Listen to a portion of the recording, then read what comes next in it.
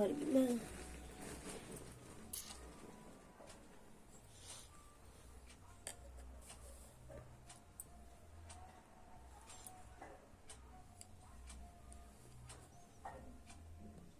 Explanation. लोकतांत्रिक देश में अकाल की संभावना कम होती है। इसके निम्न वेद कारण है। सरकार अगले चुनाव में हार के भय से शीघ्र प्रतिक्रिया देगी। विपक्ष भूख और भूखमरी की ओर ध्यान आकर्षित कर सकता है। स्वतंत्र प्रेस अकाल से हो रहे कष्टों की रिपोर्ट बना सकता है। लोकतांत्रिक सरकारें लोगों के प्रति ज्यादा उत्तरदायी होती है। भारत दुनिया की सबसे लोकतांत्रिक व्यवस्था वाला देश है एवं यह एक युवा राष्ट्र है। वर्ष 1947 में आजादी के बाद भारत दुनिया का सबसे बड़ा लोकतांत्रिक देश बना। क्वेश्चन 35। अगर किसी कक्षा में केवल लड़कियों को सफाई कार्य में सहायता के लिए कहा जाता है, इसे उदाहरण मान सकते हैं निम्नलिखित का।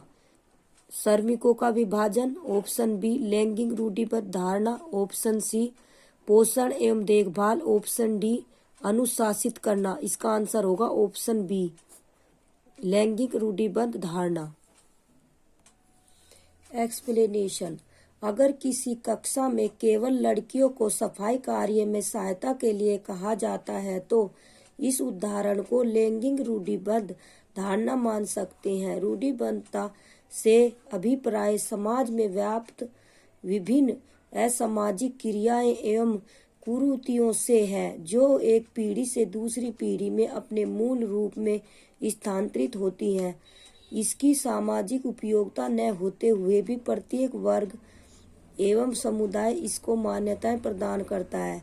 स्मिथ के अनुसार रूढ़िबद्धता अंधविश्वासों का एक ऐसा समुच्चय है जो गलत या अधूरी सूचना पर आधारित है तथा जिसे पूरे समूह के लिए प्रयुक्त किया जाता है। क्वेश्चन 36। निम्नलिखित में से कौन सा संविधान सभा के संबंध में सही नहीं है? ऑप्शन ए सभा में कई सदस्य थे जो भारतीय राष्ट्रीय कांग्रेस के सदस्य नहीं थे। ऑप्शन बी सभा ने विभिन्न सामाजिक समूह से आए सदस्यों का प्रतिनिधित्व किया था। ऑप्शन सी सभा के सदस्य विभिन्न विचारधाराओं में विश्वास करते थे। ऑप्शन डी सभा में केवल पुरुष सदस्य थे। ये गलत है क्योंकि सभा में 15 महिलाएं भी थी। इसका आंसर होगा option D. Explanation. Cabinet mission की स्तुतियों के आधार पर भारतीय संविधान का निर्माण करने वाली संविधान सभा का गठन जुलाई 1946 ईस्वी में किया गया। संविधान सभा के संबंध सही कथन। संविधान सभा में महिलाओं की संख्या 15 थी। संविधान सभा में कई सदस्य थे जो भारतीय राष्ट्रीय कांग्रेस के साथ नहीं थे। संविधान सभा के सदस्य विभिन्न विचारधाराओं में विश्वास करते थे। 9 दिसंबर 1946 को संविधान सभा की प्रथम बैठक नई दिल्ली में स्थित काउंसिल चैम्बर के पुस्तकालय भवन में हुई। सच्चिदानंद सिन्हा को सभा का अस्थायी अध्यक्ष तथा डॉक्टर राजेंद्र प्रसाद को सभा का स्थायी अध्यक्ष चुना गया। नोट: विकल्प डी गलत है क्योंकि सभा में केवल पुरुष सदस्य नहीं थे। सभा में 15 महिला सदस्य भी थी।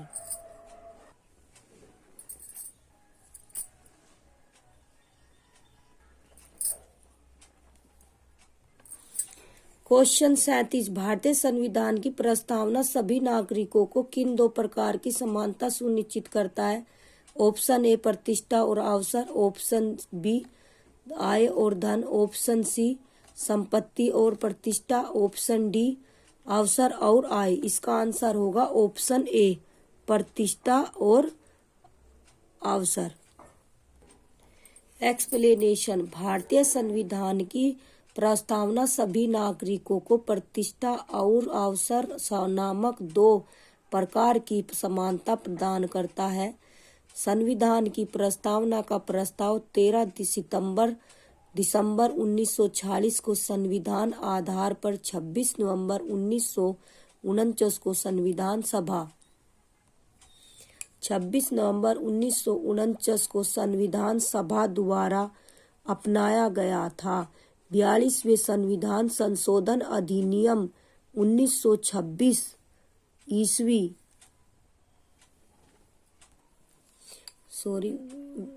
42वें संविधान संशोधन अधिनियम 1976 ईस्वी के द्वारा इसमें समाजवादी, पंथनिरपेक्ष और राष्ट्र की अखंडता शर्त जोड़ा गया। प्रस्तावना में मुख्य शब्द प्रभुत्व संपन्न, समाजवादी, पंथनिरपेक्ष, लोकतांत्रिक गणराज्य है।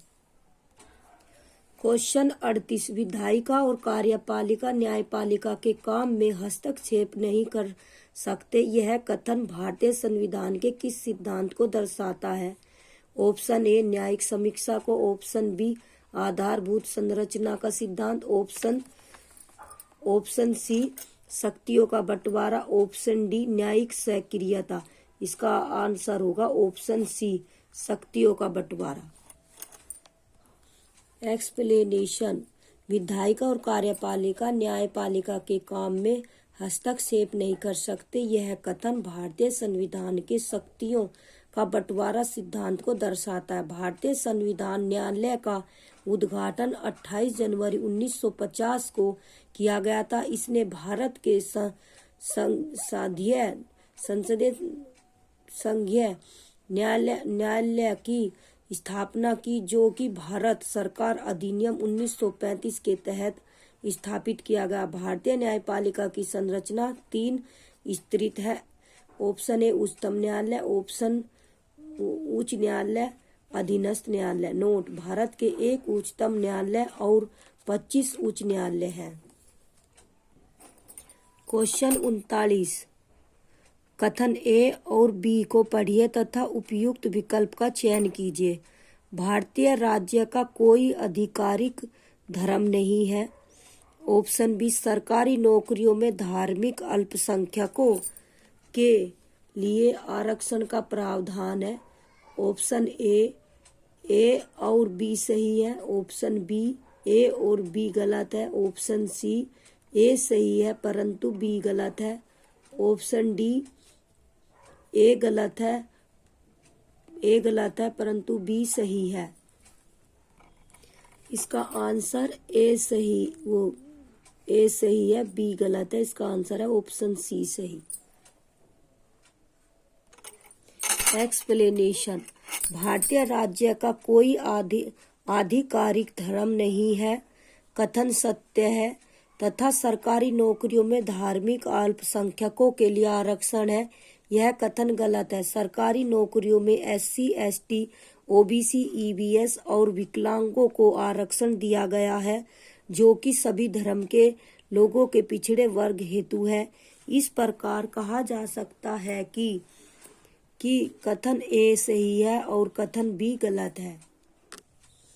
क्वेश्चन 40 निम्नलिखित कथनों में से कौन से कथन भोपाल त्रासदी के संबंध में सही है? ऑप्शन ए यूनियन कार्बाइड आश्चर्यचकित रह गई थी जब त्रासदी हुई। ऑप्शन बी यूनियन कार्बाइड ले देश छोड़ने से पहले विषैले रसायनों की साफ सफाई की थी। ऑप्शन सी जहरीली गैस के संपर्क में आने वाले अधिकांश लोग गरीब कामकाजी परिवार से थे। ऑप्शन डी त्रासदी में जीवित बच निकलने वाले लोगों ने सर्वोच्च न्यायालय में बिना अपील किए कंपनी द्वारा दिए गए मुआवजे को स्वीकार किया। इसका आंसर होगा ऑप्शन सी जहरीली गैस के संपर्क में आने वाले अधिकांश लोग गरीब कामकाजी परिवार से थे। एक्सप्लेनेशन भोपाल गैस त्रासदी 2-3 दिसंबर 1984 को मध्य प्रदेश की राजधानी भोपाल में एक बहुराष्ट्रीय कंपनी यूनियन कार्बाइड के कीटनाशक संयंत्र से मिथाइल आइसोसायनेट गैस के रिसाव के कारण हुई थी। इस जहरीली गैस के संपर्क में आने वाले अधिकांश लोग कामकाजी परिवार से थे। क्वेश्चन 41 नागरिक शास्त्र की नामावली राजनीतिक विज्ञान और किए जाने के पीछे क्या दृष्टि थी? नागरिकों में आज्ञाकारिता एवं निष्ठा को सुरक्षित करना। ऑप्शन बी, एक ऐसे सभ्य समाज की स्थापना करना जो नियम एवं कानूनों का अनुसरण करे। ऑप्शन सी, एक ऐसे सभ्य समाज की स्थापना करना जो अवगत, ग्रहणशील एवं उत्तरदायी हो। ऑप्शन डी, प्रगति के सार्वभौमिक मूल्यों के अनुसार एक सभ्य समाज की स्थापना करना।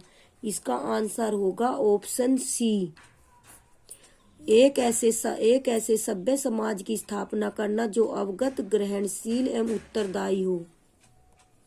एक्सप्लेनेशन। नागरिक शास्त्र की नामावली राजनीतिक विज्ञान किए जाने के पीछे की दृष्टि है कि एक ऐसे सभ्य समाज की स्थापना करना जो अवगत, ग्रहणशील एवं उत्तरदायी हो।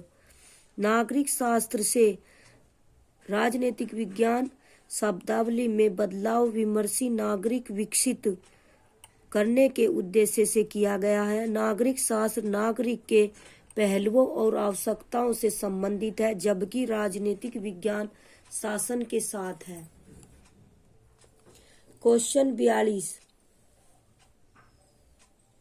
सामाजिक विज्ञान की प्रकृति अंत्य विषय है क्योंकि इनकी अपनी कोई विषय वस्तु नहीं होती। ऑप्शन बी, सामाजिक विज्ञान के मुद्दे सामाजिक विज्ञान के कोई एक विषय में सीमित नहीं हो सकते। सही विकल्प का चयन कीजिए। ऑप्शन ए सही है। ऑप्शन बी, ए और बी दोनों गलत हैं। ऑप्शन सी, सिर्फ बी सही है। ऑप्शन डी, ए और आर दोनों सही है। इसका आंसर होगा ऑप्शन सी, केवल बी सही है। एक्सप्लेनेशन। सामाजिक विज्ञान की प्रकृति अंत्य विषय है क्योंकि सामाजिक विज्ञान के मुद्दे सामाजिक विज्ञान के कोई एक विषय में सीमित नहीं हो सकते, इसलिए विकल्प बी सही है और ए विकल्प गलत है। सामाजिक विज्ञान की प्रकृति मानव कल्याण से संबंधित है क्योंकि सामाजिक विज्ञान में सामाजिक सुरक्षा, स्वास्थ्य, मृत्यु दर को घटाना व जीवन प्रत्याशा को बढ़ाना आदि मुद्दों को गहनता से अध्ययन किया जाता है। क्वेश्चन 43, निम्नलिखित में से कौन सा चार्ट एक प्रक्रिया के चरणों को प्रदर्शित करता है? ऑप्शन ए, सारणीबद्ध चार्ट। ऑप्शन बी, कथनात्मक रूपरेखा। ऑप्शन सी, वर्गीकरण चार्ट। ऑप्शन डी, प्रवाह चार्ट। इसका आंसर होगा प्रवाह चार्ट, ऑप्शन डी। एक्सप्लेनेशन। प्रवाह चार्ट एक प्रक्रिया के चरणों को प्रदर्शित करता है। फ्लो चार्ट, जिसे प्रोसेस फ्लो डायग्राम या प्रोसेस मैप के रूप में भी जाना जाता है, एक प्रक्रिया और उनके अनुक्रम में चरणों का एक आरेख है। गुणवत्ता सुधार में दो प्रकार के फ्लो चार्ट का उपयोग किया जाता है। एक उच्च स्तरीय फ्लो चार्ट 6-10 प्रमुख चरणों को रेखांकित करता है। क्वेश्चन 44, प्रारंभिक स्तर पर सामान्य तौर पर इस्तेमाल किए जाने वाला रचनावादी सामाजिक विज्ञान शिक्षण का तरीका है। ऑप्शन ए, परियोजना कार्य। ऑप्शन बी, व्याख्यान कार्य। ऑप्शन सी, क्षेत्र कार्य। ऑप्शन डी, परिचर्चा। सही विकल्प का चयन कीजिए। Option A B C. Option B, A B C D. Option C, A C D. Option D, A B D. इसका आंसर होगा option C, A C D. Explanation. निम्न में से परियोजना कार्य, क्षेत्र कार्य और परिचर्चा प्रारंभिक स्तर पर सामान्य तौर पर इस्तेमाल किए जाने वाले रचनावादी विज्ञान शिक्षण के तरीके हैं। विज्ञान शिक्षण के संबंध में रचनावाद शब्द का अर्थ है कि बच्चों को विज्ञान सीखने की प्रक्रिया में सक्रिय रूप से शामिल होना। रचनावादी परिप्रेक्ष्य में ज्ञान, समझ, आवेदन कौशल आदि या याद रखना, समझना, आवेदन करना और विश्लेषण करना आदि की कल्पना नहीं की जा सकती। यह एक दूसरे से अलग है, क्योंकि कोई भी ज्ञान तब तक संभव नहीं है जब तक कि उसकी ओर से समझ न हो। रचनावाद में ज्ञान का निर्माण होता है और रचनावादी परिप्रेक्ष्य में सीखना ज्ञान के निर्माण की एक प्रक्रिया है। क्वेश्चन 45। निम्नलिखित 4 कार्यों पर ध्यान दें और उन कार्यों का चर्चा करें जो रचनावादी कक्षा में विषय योजना बनाने हेतु सर्वाधिक महत्वपूर्ण है। शिक्षण अधिगम गतिविधियों को विशेष रूप से उल्लेखित करना। ऑप्शन बी, स्पष्ट रूप से अधिगम उद्देश्यों को बताना। ऑप्शन सी, आकलन के तरीकों का चयन करना। ऑप्शन डी, परीक्षा में सफल होने के लिए उपयोगी सूचनाएं शामिल करना। सही विकल्प का चयन करें। Option A B C, option B C D, option C D A, option D A B D. इसका आंसर होगा option A B C. Explanation. शिक्षण अधिगम गतिविधियों को विशेष रूप से उल्लेखित करना, स्पष्ट रूप से अधिगम उद्देश्यों को बताना और आकलन के तरीकों का चयन करना रचनावादी कक्षा में विषय योजना बनाने हेतु सर्वाधिक महत्वपूर्ण कार्य है। रचनावादी कक्षा में शिक्षार्थी समूह में अतः क्रिया करते हैं तथा कक्षा में सक्रिय रूप से कार्य करते हैं। रचनावादी कक्ष निम्नलिखित को प्राथमिकता देता है: मित्र शिक्षक, सामूहिक गतिविधि, आत्म मूल्यांकन, गरिमापूर्ण चर्चा, सहकारी शिक्षा, बातचीत में आपने सामने पाठ योजना। अध्यापक एक पाठ को पढ़ाने के लिए उसे कई छोटी छोटी इकाइयों में बांट लेते हैं और एक इकाई की विषय वस्तु को एक कालांश में पढ़ाता है। इस विषय वस्तु को पढ़ाने के लिए एक विस्तृत रूपरेखा तैयार करनी पड़ती है, जिसे दैनिक पाठ योजना कहा जाता है। क्वेश्चन 46। निम्नलिखित में से कौन सा उद्देश्य ग्रहण की अवधारणा के शिक्षण में विशिष्ट उद्देश्य नहीं है?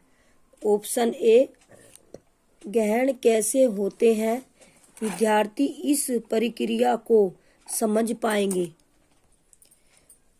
ऑप्शन बी, विद्यार्थी भौतिक दुनिया के बारे में जागरूकता विकसित कर पाएंगे।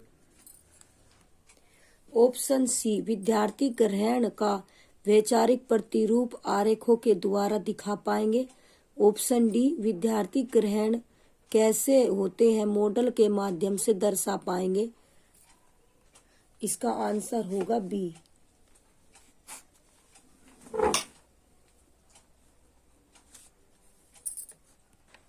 एक्सप्लेनेशन। विद्यार्थी भौतिक दुनिया के बारे में जागरूकता विकसित कर पाएंगे। यह कथन उद्देश्य ग्रहण की अवधारणा के शिक्षण में विशिष्ट उद्देश्य नहीं है। ग्रहण की अवधारणा के शिक्षण में विशिष्ट उद्देश्य है: ग्रहण कैसे होते हैं, विद्यार्थी इस प्रक्रिया को समझ पाएंगे, विद्यार्थी ग्रहण का वैचारिक प्रतिरूप आरेखों के द्वारा दिखा पाएंगे, विद्यार्थी ग्रहण कैसे होता है मॉडल के माध्यम से दर्शा पाएंगे। क्वेश्चन 47। क्वेश्चन 47।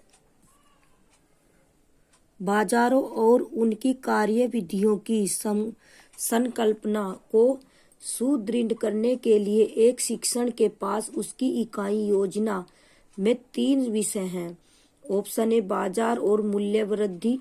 ऑप्शन बी, मोहल्ले के बाजार। ऑप्शन सी, बाजारों की श्रृंखला। निम्नलिखित में से कौन सा शिक्षण का अनुक्रम अति उपयुक्त है? सबसे पहले इसमें मोहल्ले के बाजार आओगे, फिर सी आओगा बाजारों की श्रृंखला, और फिर आओगा ए, बाजार और मूल्य वृद्धि।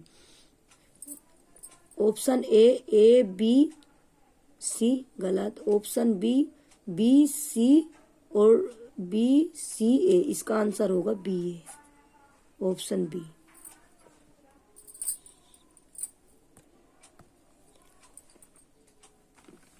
क्वेश्चन 48 योजना सामाजिक विज्ञान की सारी पाठ्यचर्यागत और पाठ्य सहगामी क्रियाकलापों का संकलन होती है जो कि उस विशिष्ट शैक्षिक वर्ष में संचालित किए जाते हैं। ऑप्शन ए साप्ताहिक, ऑप्शन बी दैनिक, ऑप्शन सी इकाई, ऑप्शन डी वार्षिक। इसका आंसर होगा वार्षिक।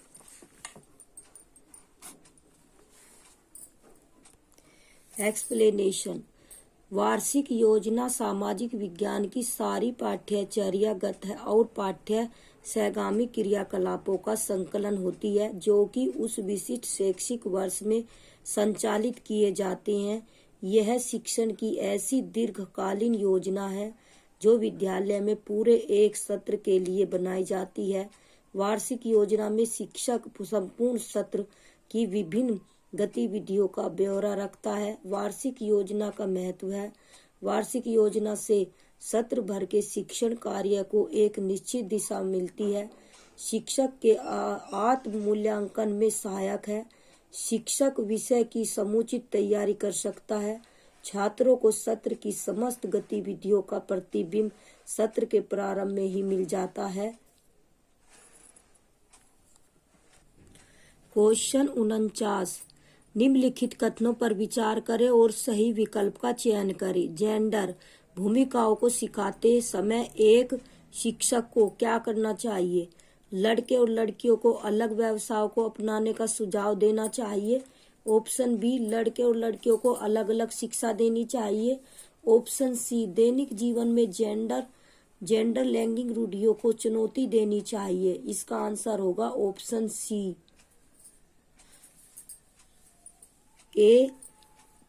केवल ए और बी, ऑप्शन बी केवल बी, ऑप्शन सी केवल ए, ऑप्शन डी। इसका आंसर होगा ऑप्शन सी, ऑप्शन डी और केवल सी। एक्सप्लेनेशन। जेंडर भूमिकाओं को सिखाते समय एक शिक्षक को दैनिक जीवन में जेंडर लैंगिक रूढ़ियों को चुनौती देना चाहिए। जेंडर रूढ़िवादिता अपेक्षाकृत स्थिर और अति व्यापक अभिवृत्ति और व्यवहार को संदर्भित करता है जो किसी व्यक्ति विशेष के लिए उसे जैविक लिंग की आधार पर सामान्य और उपयुक्त माना जाता है। उदाहरण के लिए एक पुरुष कह सकता है कि महिलाएं लड़ाई के लिए नहीं है, जबकि एक महिला कह सकती है कि पुरुष कुछ नहीं करते। लेकिन देखते हैं इस तरह शक भाव कि पुरुष कुछ नहीं करते हैं, लेकिन देखते हैं इस तरह के शक भाव जेंडर रूढ़िवादिता का प्रतिनिधित्व करते हैं जो लिंग के आधार पर एक पूरे समूह की विशेषताओं के बारे में अति व्यापक है। जेंडर पक्षपात पर इस तरह की परिचर्चा बच्चों की जेंडर रूढ़िवादिता को कम करने के लिए एक प्रभावी राजनीति है। क्वेश्चन 50 महिलाओं को कार्य क्षेत्र में आने वाली चुनौतियों विषय पर प्रोजेक्ट के लिए निम्नलिखित में से कौन सा स्रोत प्राथमिक सूचना दे सकते हैं? ऑप्शन ए व्यक्तिगत साक्षात्कार, ऑप्शन बी जीवनी, ऑप्शन सी पाठ्यपुस्तक, ऑप्शन डी समाचार पत्र। इसका आंसर होगा ऑप्शन ए व्यक्तिगत साक्षात्कार। एक्सप्लेनेशन।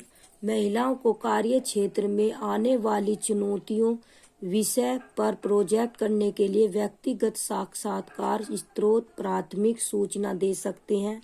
जिन स्रोतों से हमें जानकारी मिलती है उन्हें डेटा सूचना स्रोत कहा जाता है और इनसे दस्तावेज, मानव संस्थान और साथ ही समाचार पत्र, रेडियो और टेलीविजन जैसे बड़े पैमाने पर मीडिया शामिल हो सकते हैं। उनकी सामग्री और रूपों के बावजूद जानकारी के सभी रिकॉर्ड किए गए स्रोत दस्तावेजी स्रोतों के अंतर्गत आते हैं। क्वेश्चन 51 छात्रों के साथ प्रोजेक्ट करने के लिए सबसे पहला कदम क्या होना चाहिए?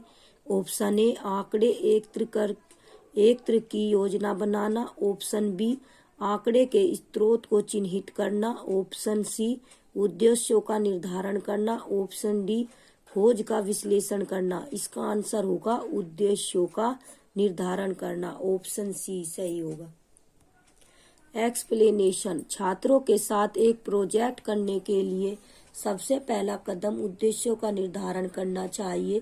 प्रोजेक्ट विधि की मूल अवधारणा जॉन डीवी के द्वारा दी गई है तथा उनके शिष्य किलपैट्रिक ने दान विधि का प्रतिपादन किया। इस विधि में बालक द्वारा ही किसी समस्या को प्रोजेक्ट द्वारा हल किया जाता है।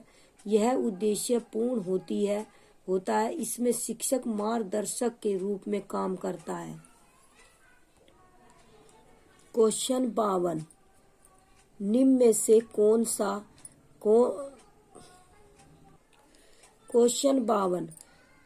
से कौन से पर्सन अधिगमकर्ता विश्लेषण कौशल का आकलन करते हैं?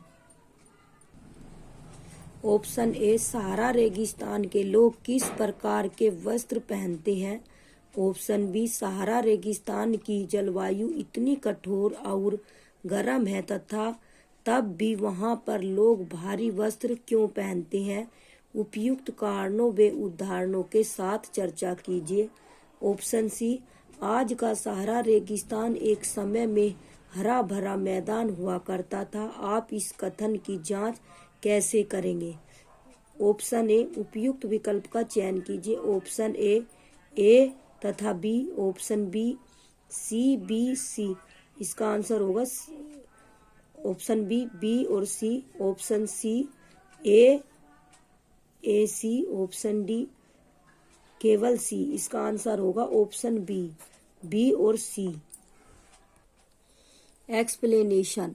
सहारा रेगिस्तान की जलवायु इतनी कठोर और गर्म है तब भी वहां पर लोग भारी वस्त्र क्यों पहनते हैं। उपयुक्त कारणों व उदाहरणों के साथ चर्चा कीजिए। और आज का सहारा रेगिस्तान एक समय में हरा भरा मैदान हुआ करता था।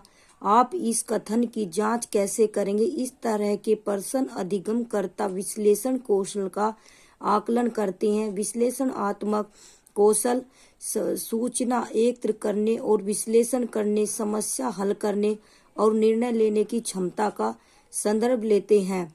निम्नलिखित पर्सन भी अधिगमकर्ता विश्लेषण कौशल का आकलन करते हैं। साक्षरता क्या है। राष्ट्रीय साक्षरता दर से अधिक दर वाले 5 राज्यों की सूची बनाइए। निजी स्वास्थ्य सुविधाओं के कई मायने हो सकते हैं। अपने क्षेत्र को कुछ उदाहरणों की सहायता से स्पष्ट कीजिए। क्वेश्चन 53, एक सामाजिक विज्ञान शिक्षिका निम्नलिखित आकलन में से कौन सा चुन सकती है अगर उन्हें यह समझना हो क्यों एक विद्यार्थी भूगोल में सफल नहीं है। स्थापन आकलन के, योगात्मक आकलन के, नैदानिक आकलन के, रचनात्मक आकलन से। इसका आंसर होगा ऑप्शन सी, नैदानिक आकलन। एक्सप्लेनेशन। एक सामाजिक विज्ञान शिक्षिका निम्नलिखित आकलन में से नैदानिक आकलन चुन सकती है अगर उन्हें यह समझ हो क्यों एक विद्यार्थी भूगोल में सफल नहीं है। नैदानिक मूल्यांकन विधि से शिक्षक शिक्षिका शिक्षण अधिगम प्रक्रिया की शुरुआत में मूल्यांकन करता है। नैदानिक मूल्यांकन। एक नैदानिक मूल्यांकन एक व्यक्ति की कमजोरियों और अध्ययन के एक निश्चित पाठ्यक्रम में शक्तियों को प्रकट करने में मदद करता है। यह सभी छात्रों के लिए अधिगम के परिणामों को बेहतर बनाने में महत्वपूर्ण भूमिका निभाता है। नैदानिक मूल्यांकन का मुख्य उद्देश्य अधिगम समस्याओं के कारणों को निर्धारित करना और उपचारात्मक कार्रवाई के लिए योजना तैयार करना है। क्वेश्चन 54, सामाजिक और राजनीतिक जीवन विषय पढ़ाते समय कौन सा उपागमों का ध्यान में रखना चाहिए। निम्नलिखित 2 कथनों पर विचार कीजिए तथा सही विकल्प का चयन कीजिए। ऑप्शन 1, सामाजिक राजनीतिक मामलों और चिंताओं के बारे में पढ़ाने के लिए एक मार्गी उपागम ले। ऑप्शन कथन 2, कलह प्रिय समकालीन मूल विषयों की उपेक्षा करे जो कि कक्षा में सामूहिकता एवं एक रूपता को प्रभावित कर सकते हैं। ऑप्शन ए केवल एक सही है। ऑप्शन बी केवल दो सही है। ऑप्शन सी केवल 1 और 2 सही है दोनों। ऑप्शन डी ना 1 सही है और ना 2 सही है, कोई नहीं। इसका आंसर होगा ऑप्शन डी। इसका आंसर है ऑप्शन डी। सामाजिक और राजनीतिक जीवन विषय पढ़ाते समय निम्न उपागमों को ध्यान में रखना चाहिए। क्वेश्चन नंबर 1, सामाजिक राजनीतिक मामलों और चिंताओं के बारे में पढ़ाने के लिए बहुगामी उपागम ले। क्वेश्चन नंबर 2, सामाजिक और राजनीतिक संस्थानों का अध्ययन पर ध्यान देना चाहिए। नंबर 3, सामाजिक और राजनीतिक के मूल सिद्धांतों का अध्ययन करना चाहिए। नंबर 4, कलह प्रिय समकालीन मूल विषयों की उपेक्षा न करे जो कि कक्षा में सामूहिकता और एक रूपता को प्रभावित कर सकते हैं।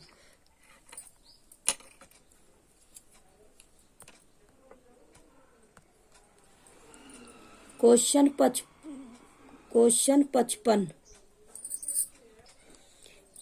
55 निम्नलिखित कथनों में से कौन सा कथन प्रारंभिक स्कूल के विद्यार्थियों के लिए सामाजिक विज्ञान की प्रासंगिक बनाने में अत्यावश्यक है। ऑप्शन ए, विद्यार्थियों को भरपूर विवरणों, तथ्यों और सूचना उपलब्ध कराना। ऑप्शन बी, पाठ्य पुस्तक को ज्ञान के परम स्रोत के रूप में देखा जाना चाहिए। ऑप्शन सी, सामाजिक विज्ञान का वैज्ञानिक परीक्षण संभव नहीं है इसलिए यह सरल है। ऑप्शन डी, एक विश्लेषणात्मक मानस की बुनियाद रखने के लिए सामाजिक विज्ञान अपरिहार्य है। इसका आंसर होगा ऑप्शन डी। एक्सप्लेनेशन, निम्नलिखित कथनों में से एक विश्लेषणात्मक मानस की बुनियाद रखने के लिए सामाजिक विज्ञान अपरिहार्य है। यह कथन प्रारंभिक स्कूल के विद्यार्थियों के लिए सामाजिक विज्ञान को प्रासंगिक बनाने में अत्यावश्यक है। सामाजिक अध्ययन संबंधों और सामाजिक विज्ञान एक विश्लेषणात्मक और रचनात्मक मानसिकता